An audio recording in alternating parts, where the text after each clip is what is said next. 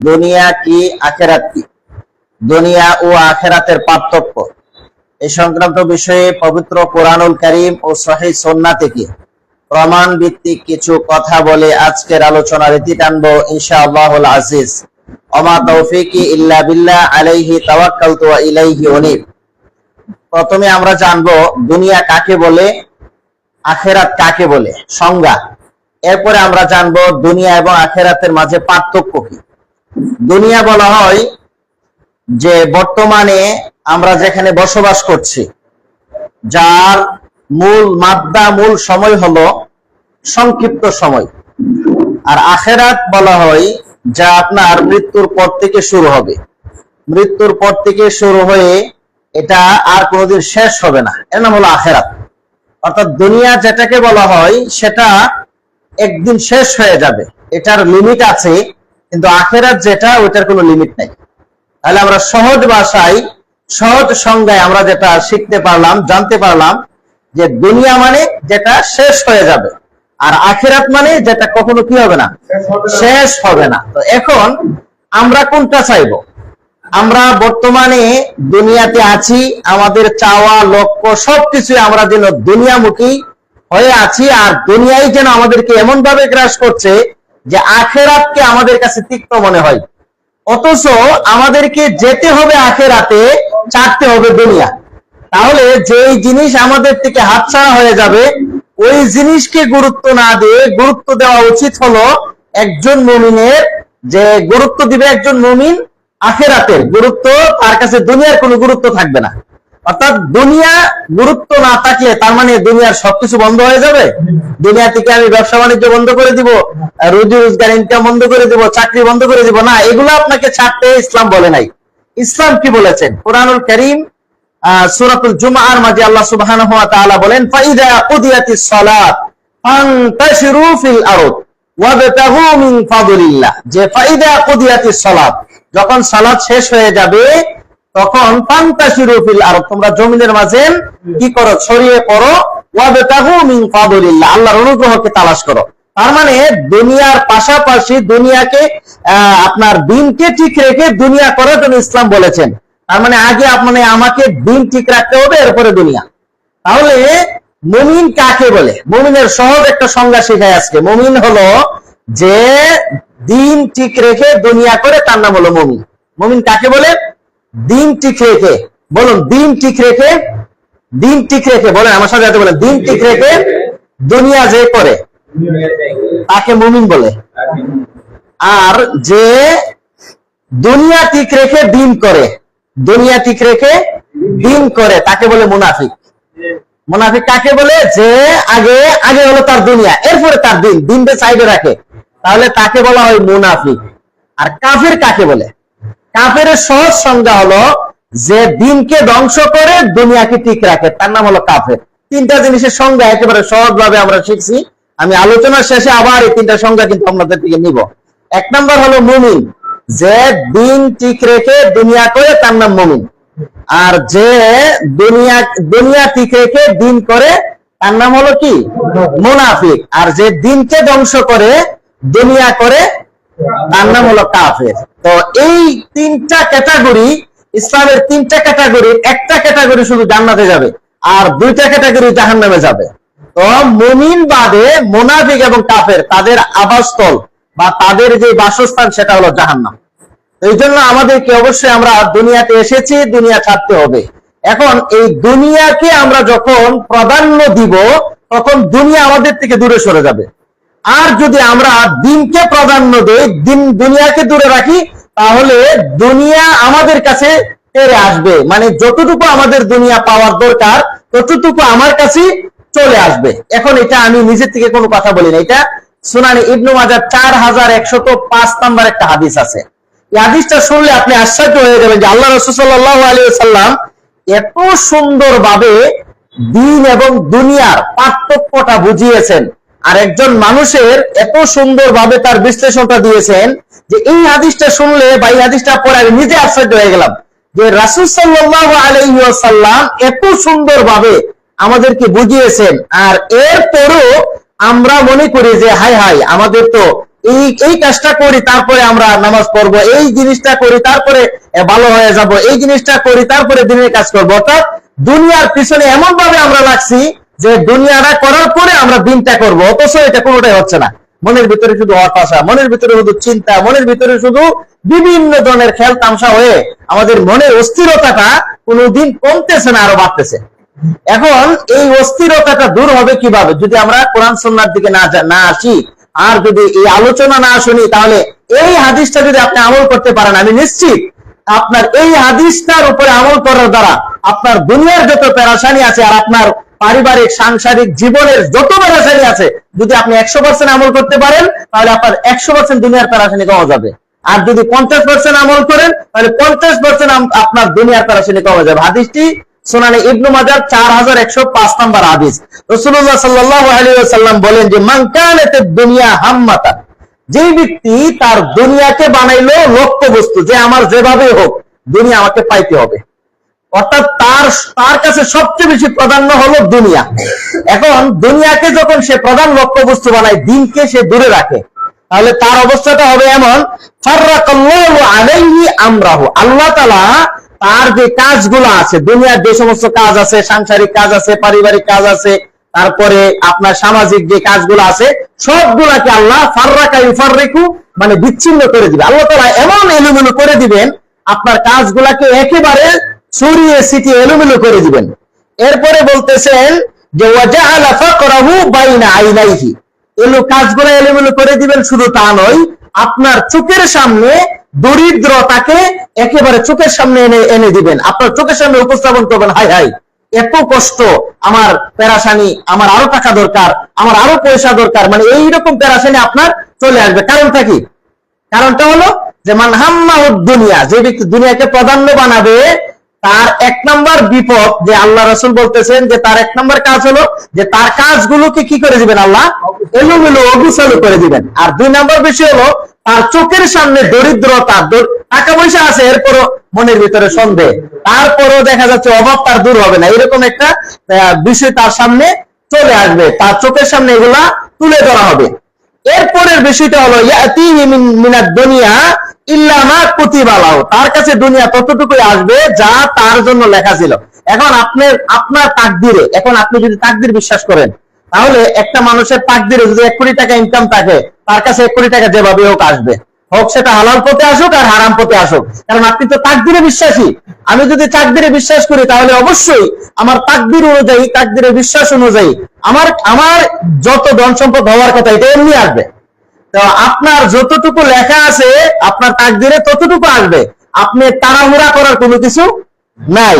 এরপরে দেখেন ওমান কানাত আখিরাতু, আর যে ব্যক্তি আখিরাতকে প্রাধান্য দিবে, তো জামা আল্লাহু লাহু আমরাহু, যদি আপনি এইটা না করে তার বিপরীত করেন, যে আমি দুনিয়া যাই আমার হোক, আগে আমার আখিরাত, 5 ওয়াক্ত সালাত আমি সঠিকভাবে পড়বো, যখন আগে দেবে তখন পড়বো, আগে আমি দাওয়াতি কাজ এটা আমি আগে করব, এরপর আমি আগে কোরআন হাদিস পড়বো, আমি নিজের জীবনকে ইসলাম নিয়ে আমি সাজাবো, আগে আমি দিনটা করব, এরপর আমি দুনিয়ার দিকে যাব। তো এই জিনিসটা যদি কেউ করে, তাহলে আল্লাহ রাসূল বলতেছেন জামা আল্লাহু আমরাহু, তার কাজগুলোকে আল্লাহ একেবারে একত্রিত করে দিবেন, সহজ করে দিবেন। এরপরে ওয়াজাল আইনাহু ফি কলবিহি, যে তার চোখের সামনে তার অন্তরকে প্রশান্তিতে ভরপুর করে দিবেন, সুবহানাল্লাহ। এরপরে ওয়ারাইতুহু ফিদ দুনিয়া ওয়া হিয়া রাগিমাতুন, তার সামনে দুনিয়াকে টেনে হিসড়ে তার সামনে এনে উপস্থিত করবেন, দুনিয়া তার কাছে চলে আসবে। এই জন্য আমরা যতই দুনিয়ার কাছে যাই, দুনিয়া তত আমাদের থেকে দূরে সরে যাবে, এটা ইসলামের বাণী। আর যত আমরা দুনিয়ার থেকে দূরে আখিরাতের দিকে যাই, তত দুনিয়া আমাদের কাছে তেড়ে আসবে। এটার একটা হাদিস শুনলে আরেকটু স্পষ্ট হয়ে যাবে, সহিহ বুখারীর হাদিস। রাসূলুল্লাহ সাল্লাল্লাহু আলাইহি ওয়াসাল্লাম বলছেন লাউ ইবনু আদামা ওয়াদিয়াম মিন যাহাবিন, যদি কোনো বনি আদমকে একটা উট পাহাড় পরিমাণ স্বর্ণের পাহাড় দেওয়া হয়, তাহলে সে চাইবে তার যদি আরেকটা স্বর্ণের উট পাহাড় হইতো, উট পাহাড় পরিমাণ স্বর্ণের পাহাড় যদি আরেকটা হইতো, তার এটা আরেকটা মানে তার কামনায় অটোমেটিক চলে আসবে। কোন সময় এই কামনাটা দূর হবে? কামনাটা দূর হবে হাত্তাল ফাহু ফিত তুরাব, যতক্ষণ তার মুখে মাটি না পড়বে। মুখে মাটি পড়বে বলতে যতক্ষণ পর্যন্ত সে কবরে না যাইবে, ততক্ষণ পর্যন্ত মানুষের চাওয়া পাওয়া কিন্তু কমবে না। দেখেন আপনার ইনকাম যখন 10,000 টাকা ছিল তখন আপনার যে চাহিদা ছিল, যখন আপনার ইনকাম ডাবল হয়েছে 20,000 হয়েছে তখন আরো চাহিদা আরো বাড়ছে। যখন আপনার ইনকাম 50,000 টাকা হয়েছে তখন চাহিদা আরো বাড়ছে। তার মানে অভাব যার যতটুকু মানে অভাব আছে, অভাবটা কিন্তু সবসময় থেকেই যাবে। কারো যদি 1 কোটি টাকা থাকে মনে করেন তার অভাব আছে, কারো যদি 10 টাকা থাকে তার যে এরকম অভাব, যার 1 কোটি টাকা আছে তার এরকমই অভাব। অর্থাৎ অভাব পৃথিবী থেকে আপনি দূর করার চেষ্টা করলেও কাজ হবে না। অর্থাৎ আমরা চাইবো বেশি বেশি, কিন্তু এটা দুনিয়ার টাকা অবস্থায় এটা সম্ভব না। এই জন্য একটা জিনিস মনে রাখবেন, এই দুনিয়াতে কোনো মানুষ, কোনো মুমিন, আপনি যদি মুমিন হয়ে থাকেন তাহলে কোনো মুমিন নিজে তার অভাব দূর করার চেষ্টা করলে, হতাশা দূর করার চেষ্টা করলে এটা কখনো সম্ভব না। আপনি মুমিন হলে দুনিয়াতে আপনার কষ্ট থাকবে, কারণ আপনি মুমিন। আপনি আল্লাহর বিধান পালন করলেন, আল্লাহর বিধান পালন করতে গিয়ে আপনি সুদ খাইতে পারবেন না, আল্লাহর বিধান পালন করতে গিয়ে আপনি হারাম খাইতে পারবেন না, আল্লাহর বিধান পালন করতে গিয়ে আপনি ইসলামের কাছে আপনি আত্মসমর্পণ করলেন। এই জন্য অন্যান্য সবকিছু আপনার বাদ দিয়ে আপনাকে এই সোজা রাস্তায় আপনাকে চলতে হবে। তো এই জন্য সূরা তাকাসুরের মাঝে আল্লাহ রাব্বুল আলামিন আরো সুন্দরভাবে স্পষ্ট করেছেন। আল্লাহ রাব্বুল আলামিন বলেন আল্লাহাকুমুত তাকাসুর আল্লাহকা ইউলহিকু ইলহাকান। অর্থ হলো যে মানে মানুষকে কি করে, যে গাফিল করে রাখে, উদাসীন করে রাখে। কি উদাসীন, কিসের মাধ্যমে? তাকাসুর, অধিক পাওয়ার আশায়, বেশি বেশি পাওয়ার আশায়। 10,000 হইলে 20,000, একটা বাড়ি হইলে আরেকটা বাড়ি, একটা ঘর হইলে আরেকটা ঘর, হ্যাঁ, একটা চাকরি হইলে আরেকটা চাকরি, 1 কোটি টাকা হইলে 8 কোটি টাকা। এইভাবে মানুষকে শুধু বেশি পাওয়ার আশায়, বেশি পাওয়ার নেশা, এইভাবে মানুষকে কি করতে পারে, মানে আস্তে আস্তে মানুষকে উদাসীন করে রাখে। এটা কখন? হাত্তা যুরতুমুল মাকাবির, যতক্ষণ পর্যন্ত মানুষ কবরে না যাবে ততক্ষণ পর্যন্ত তার এই হতাশা, এই চিন্তা ভাবনা, এগুলা কি দূর হবে না। এরপরে আমরা সূরা আলার মাঝে জানি আল্লাহ রাব্বুল আলামিন বলেন বাল তুফিরুনাল হায়াতাদ দুনিয়া, আমরা দুনিয়ার জীবনকে আমরা প্রাধান্য দিচ্ছি। ওয়াল আখিরাতু খায়রু ওয়া আবকা, অথচ আখিরাত বাকি আছে। তার মানে দুনিয়ার জীবন যেটা আমরা বর্তমানে বসবাস করছি, এই দুনিয়ার জীবন অচিরে এটা শেষ হয়ে যাবে, কিন্তু আমরা এটাকে প্রাধান্য দিচ্ছি। আর আখিরাত যেটা শেষ হবে না, বাকি আছে, ওইটাকে আমরা প্রাধান্য দিচ্ছি না। তাহলে আপনি যদি শান্তিতে থাকতে চান, সুখে থাকতে চান, দুনিয়ার জীবনে পেরেশানি মুক্ত থাকতে চান, তাহলে অবশ্যই আপনাকে এই দুনিয়ার জীবনকে প্রাধান্য না দিয়ে আখিরাত ঠিক রেখে দুনিয়া করতে হবে, তাহলে আপনার পেরেশানি দূর হয়ে যাবে। কোরআন থেকে আরেকটা দলিল দেই, সূরা তাহার মাঝে এসেছে আল্লাহ রাব্বুল আলামিন বলেন ওয়ামান আ'রাদা আন যিকরি ফাইন্না লাহু মাঈশাতান দানকা ওয়া নাহশুরুহু ইয়াওমাল কিয়ামাতি আ'মা। যে এই আয়াতের মাঝে আল্লাহ রাব্বুল আলামিন বলছেন ওয়ামান আ'রাদা আন যিকরি, যে ব্যক্তি আমাকে স্মরণ করা থেকে মুখ ফিরিয়ে নিল, অর্থাৎ আমাকে স্মরণ করে না, আল্লাহকে ডাকে না, আল্লাহ সুবহানাহু ওয়া তাআলার আদেশ মানে না, আল্লাহ সুবহানাহু ওয়া তাআলার বিধিবিধান পালন করে না, সালাত করে না, সিয়াম রাখে না, আল্লাহকে মানে আল্লাহর যে বিধিবিধান গুলো আছে এগুলো সে পালন করে না, অর্থাৎ কোরআন তেলাওয়াত করে না, সে এইগুলা না করে সে দুনিয়াতে একটু আরাম চাই, একটু চাই যে সে একটু পেরেশানি মুক্ত থাকুক, সে একটু ভালো থাকতে চাই, চেষ্টা করতেছে যে আমি যখন আমার পেরেশানিটা দূর হবে আমি তখন এই সালাত সিয়াম যা আছে সব করব। অথচ আল্লাহ বলতেছে তুমি যদি আল্লাহ থেকে দূরে সরে যাও তাহলে ফাইন্না লাহু মাঈশাতান দানকা, আমি আল্লাহ ওই ব্যক্তির দুনিয়ার জীবনকে করে দিব সংকীর্ণ, এমন সংকীর্ণ হয়ে যাবে আপনার দুনিয়ার জীবনে হতাশা ছাড়া, ডিপ্রেশন ছাড়া আপনার কোনো কিছু বাকি থাকবে না, অথচ হতাশা আরো বাড়বে। তাহলে আমরা কাজ করি উল্টা, বিপরীতমুখী কাজ করি, যে আমরা দুনিয়াতে ভালো থাকার জন্য আখিরাতকে বাদ দেই। আর আল্লাহর কোরআন বলতেছে দুনিয়াতে ভালো থাকার জন্য আখিরাতকে দেওয়া আগে, আগে আখিরাত এরপরে দুনিয়া। তাহলে আখিরাতকে প্রাধান্য দিলে দুনিয়া অটোমেটিক ঠিক হয়ে যাবে।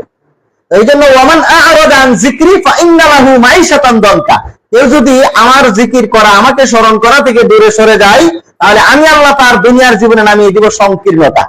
এরপরে বলতে ওয়া নাহশুরুহু ইয়াওমাল কিয়ামাতি আ'মা, কিয়ামতের দিন আল্লাহ তাদেরকে উঠাবেন অন্ধ করে। এই জন্য সাবধান, দুনিয়াকে প্রাধান্য বা লক্ষ্যবস্তু বানালে আমাদের জন্য বড় ধরনের বিপদ আছে। তারপরে দুনিয়াতে আল্লাহ রাসূল সাল্লাল্লাহু আলাইহি ওয়াসাল্লাম বুখারীর হাদিসে বর্ণনা করছেন দুনিয়াতে মানুষের জন্য সবচেয়ে দামি 2টা নিয়ামত আছে, আর এই 2টা নিয়ামতের মাধ্যমে দুনিয়াতে মানুষ সবচেয়ে বেশি বিপদে পড়ে। এই 2টা নিয়ামত কি? ইবনে আব্বাস রাদিয়াল্লাহু আনহুমার হাদিস থেকে বর্ণিত, তিনি বলেন নি'মাতানি মাগবুনুন, 2টি গনিমত, 2টি দামি 2টি নিয়ামত আল্লাহ আপনি আমাকে সবাইকে দিয়েছেন, এই দুইটা নিয়ামত যে নি'মাতানি মাগবুনুন ফীহিমা কাসীরুম মিনান নাস, এই দুটি নিয়ামতের মাধ্যমে অধিকাংশ মানুষই বিপদগ্রস্ত, এই দুটি নিয়ামতের মাধ্যমে অধিকাংশ মানুষই দুঃখায় পড়ে। সেই দুটি নিয়ামত কি? একটা হলো আসিহা, আরেকটা হলো আল ফারাগ। একটা হলো সুস্থতা, আরেকটা হলো অবসর। এখন আপনি যখন সুস্থ থাকেন তখন কিন্তু আর নামাজ রোজা বা ভালো কাজ করতে তেমন কিন্তু মন চায় না। যখন অসুস্থ হয় দেখবেন যেই সময় সে যুবক ছিল, আপনার সে রুকু সেজদা সঠিকভাবে আদায় করে সালাত আদায় করতে পারবে, ওই সময় মসজিদে নাই। যে সময় রুকু সেজদা করতে পারে না, চেয়ারে বসে মসজিদে নামাজ পড়ার জন্য সে মসজিদে যায় আর আফসোস করে। তাহলে এই যে নিয়ামতটাতে আমরা দুঃখায় সামিল হয়ে গেছি। এরপরে আল ফারাগ, অবসর। মানুষ যখন অবসর থাকে তখন এই অবসর সময়কে মানুষ মূল্যায়ন করতে পারে না। অবসর সময় অলস মস্তিষ্ক, এই অলস মস্তিষ্ক আর অবসর সময় মানুষের মন মস্তিষ্কের মাঝে শয়তানি প্ররোচনা, শয়তানি ধোঁকায় বেশি লিপ্ত হয়ে যায়। আর দুনিয়ার সবচেয়ে বড় ধোঁকায় এই দুইটা জিনিসের মাধ্যমে খাই। এই জন্য আমরা এই দুইটা জিনিসকে আমরা এই দুইটা জিনিসকে আমরা কন্ট্রোল করার চেষ্টা করবো, যে আমরা যখন সুস্থ আছি তখন আল্লাহর ইবাদত করব, যখন অবসর আছি তখন আমরা দুনিয়া ছেড়ে দিন করার চেষ্টা করব। কারণ এক সময় এই অসুস্থ চলে আসতে পারে, এক সময় আমার ব্যস্ততা চলে আসতে পারে। এই সময় আমাদেরকে কি করতে হবে? এই সময় আমি আর চেষ্টা করলে পারবো না। যারা বৃদ্ধ হয়ে গেছেন তারা ইচ্ছা করলে একজন যুবক হতে পারবে? যারা এখন ব্যস্ত হয়ে পড়েছেন তারা ইচ্ছা করলে আর নিজের কাজকে সেরে আনতে পারতেছে না। এবার আরেকটা হাদিস শুনুন, এই হাদিসটি সহিহ মুসলিমে এসেছে। এই হাদিসে দুনিয়া এবং আখিরাতের উদাহরণটা আরো চমৎকার ভাবে দিয়েছেন। এই হাদিসে যেভাবে দিয়েছেন সে আসলে আমরা সেটা জানি। রাসূলুল্লাহ সাল্লাল্লাহু আলাইহি ওয়াসাল্লাম বলেন, মুস্তাওরিদ ইবনে সাদ্দাদ, মুস্তাওরিদ ইবনে সাদ্দাদ থেকে হাদিসটি বর্ণিত। তিনি বলেন, সামি'তু রাসূলুল্লাহ সাল্লাল্লাহু আলাইহি ওয়াসাল্লাম, আমি রাসূলুল্লাহ সাল্লাল্লাহু আলাইহি ওয়াসাল্লাম থেকে বলতে শুনেছি, ইয়াকুলু, তিনি বলেন যে মাদ দুনিয়া ফিল আখিরাত, দুনিয়া এবং আখিরাতের দৃষ্টান্ত হলো এমন যে মিসলা মা ইয়াজআলু আহাদুকুম ইসবাহু, যে তোমাদের কেউ যদি সাগরের মাঝে তার আঙ্গুলটাকে কি করে, চার আঙ্গুলটাকে ডুবানোর পরে যে ফায়ানজুরু, সে যেন দৃষ্টি করে বিমা ইয়ারজু, এই সাগর থেকে পানি কতটুকু আসছে। আচ্ছা আপনারাই বলুন, একটা মানুষের আঙ্গুল যদি সাগরে বা নদীতে যদি ডুবানো হয়, এই নদী থেকে পানি কতটুকু আসবে? 1 ফোঁটা আসবে। তো এই 1 ফোঁটা বলতে আজাদ দুনিয়া, যে 1 ফোঁটা আসলো, এই 1 ফোঁটাটাই হলো দুনিয়া। আর যেটা অবশিষ্ট আছে ওটাই হলো আখিরাত। তার মানে দুনিয়ার তুলনায় আখিরাতের সাথে দুনিয়ার কোনো তুলনাই হয় না। কারণ যেটা কি সমান সমান হইলে একটা জিনিস হইতো, কিন্তু এটা কি মানে তুলনাহীন, অর্থাৎ 1 আর 99 এর ব্যবধান। 1 আর 99 এর ব্যবধান হলো দুনিয়া এবং আখিরাতে। এখন এই ছোট্ট উদাহরণটা দিয়ে রাসূল সাল্লাল্লাহু আলাইহি ওয়াসাল্লাম এটাই বোঝাতে যাচ্ছেন যে যেই দুনিয়ার জন্য আমরা একজন আরেকজনকে হত্যা করে দিলে, 1 শতক জমি, 1 বিঘত জমির জন্য আপনার পিতা পুত্র ঝগড়া হয়ে, অর্থাৎ এই দুনিয়ার সম্পদের জন্য, গত 2 দিন আগেও দেখলাম দুনিয়ার সম্পদের জন্য বাবার লাশকে কবর থেকে তুলে ফেলেছে, বাবার লাশকে কবর দিতে দেয় নাই। কিছুদিন আগে দেখলাম বাবার কবরে এক ছেলে শুয়ে আছে, ছোট ছেলে। বড় ছেলেকে নাকি সম্পত্তি দিয়েছে, ছোট ছেলেকে সম্পত্তি দেয় নাই। এখন কবরে শুয়ে আছে, বাবাকে দাফন করতে দেয় নাই। কেন দাফন করতে দেয় নাই? কেন? দুনিয়ার সম্পদের জন্য। সে দুনিয়ার সম্পদ চাই। তাহলে এই দুনিয়ার সম্পদ আমাদের কাছে এত প্রিয় আর দুনিয়ার সম্পদ আমাদের কাছে এত দামি মনে হয়, অথচ এই দুনিয়াটার উদাহরণ রাসূলুল্লাহ সাল্লাল্লাহু আলাইহি ওয়াসাল্লাম কি বলছেন, যে ফায়ানজুরু ফীমা ইয়ারজিউ, যে তুমি সাগরের মাঝে আঙ্গুল ডুবিয়ে দেখো যে সেখানে কতটুকু ফিরে আসে, 1 ফোঁটা পরিমাণ যদি ফিরে আসে, তাহলে এটাই হলো দুনিয়া। আরেকটা হাদিস শুনুন, সুনানে তিরমিজি। রাসূলুল্লাহ সাল্লাল্লাহু আলাইহি ওয়াসাল্লাম একদিন মাররা রাসূলুল্লাহ সাল্লাল্লাহু আলাইহি ওয়াসাল্লাম বিজাদইন, এমন একটা পানির মৃত ছাগলের পাশ দিয়ে যাচ্ছেন যার কান কাটা, মৃত আবার কান কাটা। একটা ছাগলের অবস্থাটা কেমন? মৃত এবং কান কাটা। তখন রাসূলুল্লাহ সাল্লাল্লাহু আলাইহি ওয়াসাল্লাম সাহাবীদেরকে বললেন যে তোমাদের কে আছো যে ইশতারা বিদিরহামিন, এই ছাগলটাকে 1 দিরহামের বিনিময়ে কিনবে। তখন সাহাবীরা বললেন, ক্বালু ইয়া রাসূলুল্লাহ, হে আল্লাহর রাসূল, ইন্না মাইতাতুন, আমরা এটাকে কিনবো, এটা তো মৃত, আবার কি কান কাটা, এটাকে আমরা কিভাবে কিনবো? এটা তো আমরা ফ্রি দিলেও 1 দিরহামের বিনিময়ে নিবে, দূরের কথা, ফ্রি দিলে তো আমরা নেব না। তখন রাসূলুল্লাহ সাল্লাল্লাহু আলাইহি ওয়াসাল্লাম বলছেন, হাযা আদ-দুনিয়া, এটাই হলো দুনিয়ার উদাহরণ। দুনিয়া হলো একটা মৃত প্রাণীর মতো, একটা মৃত প্রাণীর যেরকম ভাবে কোনো ভ্যালু নাই, কোনো মূল্য নাই, দামহীন, ঠিক তেমনি ভাবে একজন মুমিনের কাছে দুনিয়ার মূল্যটা হলো এরকম হওয়া উচিত যে আগে দুনিয়াকে আমি মানে দুনিয়া করার জন্য এতটুকু আমি যাব না যে আমার দিনকে বিসর্জন দিয়ে, আগে দিন ঠিক রেখে এরপরে যতটুকু প্রয়োজন দুনিয়া ততটুকু আমরা নিব। কারণ একজন মুমিনের জন্য দুনিয়ার জীবনটাই হলো একটা কি জেলখানা। আমরা এটা যেটা বলি যে দুনিয়ার জন্য মুমিন জন্য জেলখানা, এটাও কিন্তু সহিহ মুসলিমের হাদিস। রাসূলুল্লাহ সাল্লাল্লাহু আলাইহি ওয়াসাল্লাম বলেন, আদ-দুনিয়া সিজনুল মুমিন ওয়া জান্নাতুল কাফির। দুনিয়া হলো মুমিনদের জন্য কয়েদখানা, বন্দীখানা, আর ওয়া জান্নাতুল কাফির, কাফিরদের জন্য হলো জান্নাত। এখন কিভাবে কয়েদখানা?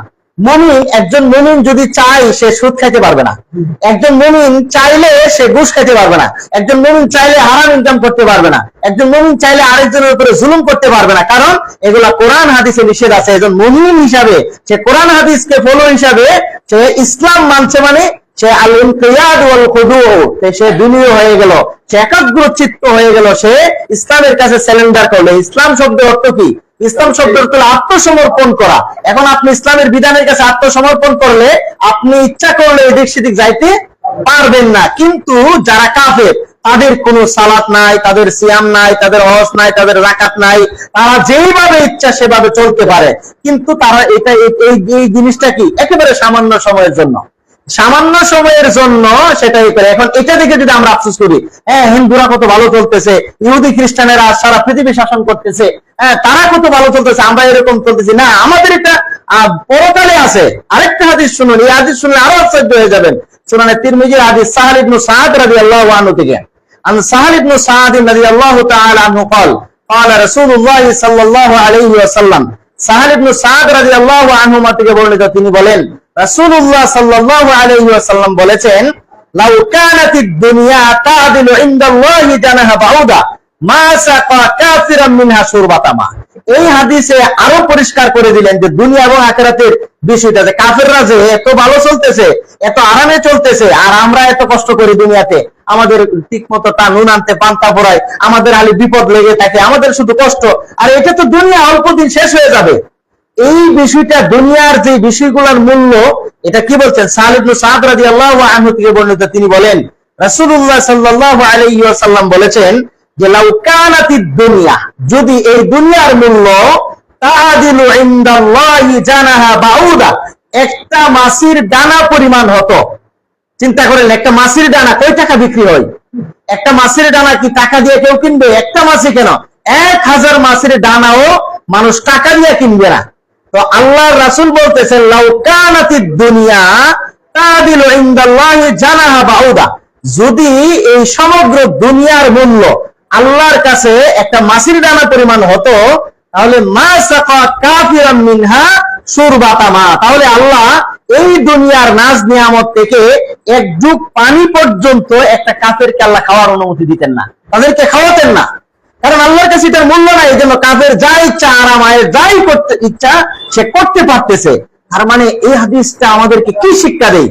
যে আমরা আফসোস করব কেন? আমাদের এই মানে কাফেররা যদি দুনিয়া নিয়ে সন্তুষ্ট থাকে, তাহলে তারা দুনিয়া নিয়ে সন্তুষ্ট থাকুক, এতে আমাদের আফসোসের কিছু নাই।